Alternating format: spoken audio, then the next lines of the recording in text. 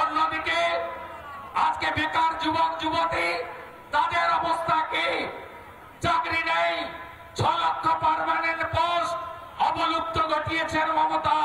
Half দাড়ি কাটার মতো casual আর contractual কোন পার্মানেন্ট চাকরি নেই। চাকরি নেই এই রাজ্যে।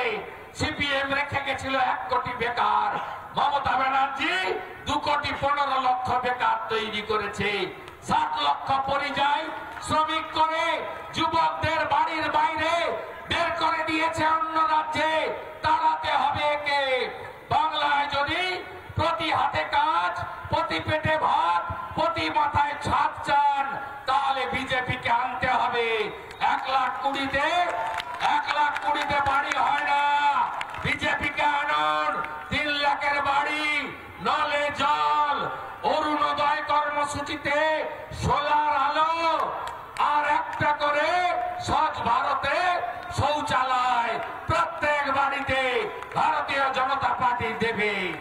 বড় বড় কথা বলেন। আজকেও বলেছেন কৃষ্ণনগরে টাকা দেয় না। উনি নাকি 100 দিনের কাজে 75 দিন কাজ দিয়ে ফেলেছেন। 78 লক্ষ ম্যান্ডেট। কত বড় মিথ্যাবাদী। আজকে কৃষ্ণনগরে মাননীয় রাজ্যসভার সাংসদ শ্রমিক ভট্টাচার্যের দেওয়া ফুলিয়াতে 15 লক্ষ টাকার রাস্তা, সেটা উনি ফিতা কেটে উদ্বোধন করে দিয়েছেন। ঢপশ্রী কর্মসূচি, ওটা পথশ্রী নয়, ঢপশ্রী। একটা টেন্ডারও ম্যাচিওর করেনি, কেউ কাজ নেয়নি। আমার ঠিকাদার বন্ধুরা স্ত্রীর গয়না, মায়ের গয়না বন্ধক দিয়ে ব্যাংক থেকে লোন নিয়ে আপনারা কাজ ধরেন, কাজ করেন লাভের আশায়। আপনাদের মনরেগার মেটেরিয়ালের টাকা মেরেছে মমতা, পিএইচির টাকা মেরেছে মমতা, পথশ্রী 1-এর টাকা মেরেছে মমতা। মমতা ব্যানার্জি এপ্রিলে প্রাক্তন হবে, কেউ আটকাতে পারবেন না, কেউ আটকাতে পারবেন না। আমি নন্দীগ্রামে হারিয়েছি, আমি আপনাকে বললাম ভবানীপুরেও হারাবো। মমতা প্রাক্তন হবে, আপনারা কেউ কাজ করবেন না, টাকা পাবেন না। বিজেপি এলে কাজ করবেন, কাটমানি মুক্ত হবে, সিন্ডিকেট রাজ মুক্ত হবে, মাফিয়া রাজ মুক্ত হবে, তোষণের রাজনীতি মুক্ত হবে। দামোদর রূপনারায়ণ কোন নদীর অস্তিত্ব আছে বন্ধুরা বলুন? কোন নদীর অস্তিত্ব আছে?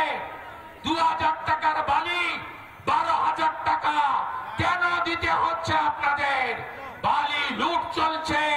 এখানকার ওসিআইসিরা তারা কোটি কোটি টাকা তুলে এসপির কাছে পৌঁছে দিচ্ছে। এসপিরা 25 ভাগ টাকা রেখে 75 ভাগ কালীঘাটে পৌঁছে দিচ্ছে। এই বালি চোরেদের হাত থেকে নদীগুলোকে বাঁচাতে হবে। তাই মনোভট্ট মমতা, তাড়াতে হবে মমতাকে, তাড়াতে হবে। আর আপনাকে বলি সেমিফাইনাল হলো এসআইআর।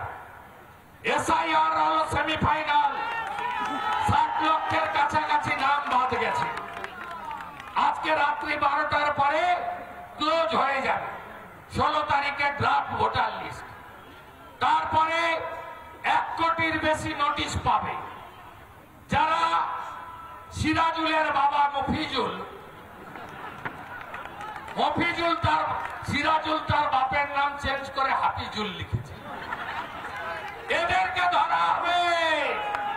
এরা ভারতীয় নয়, বাংলাদেশের মুসলমান। যে রাস্তা দিয়ে এসেছো ভাগো এই রাস্তা দিয়ে, ভাগো এই রাস্তা দিয়ে।